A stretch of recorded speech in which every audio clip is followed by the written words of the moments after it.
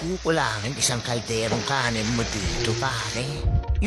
Luto tayo ng spicy ginataang tahong with aligibrad. Yan, meron ako dyan ng 1 kilong tahong tapos pinakulon ko lang siya sa luya at saka asin mga 5 minutes lang. Pag bumuo na yung tahong mo, pare, goods na yan.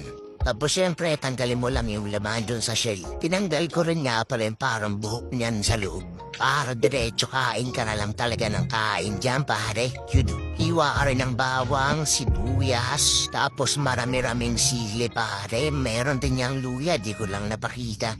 Tapos yan, gisa mo lang yung bawang, sibuyas, tsaka luya. Sunod mo na rin yung tahong ni Carla. Tapos balipad-balipad mo. Yung asin, paminta, konting suka tsaka konting toyo, paulay lang. Tapos yung isang damukal na sili, pare. Diyos ko po. Tapos yung gata, huluan mo lang for 5 minutes, pare. Tapos itong aligi magdadala sa'yo sa langit dyan. Huwag mo lang masyadong damihan kasi baka matuluyan ka. Just mo lang yung pampalasa, naglagay lang ako dyan ng betchin tsaka paminta.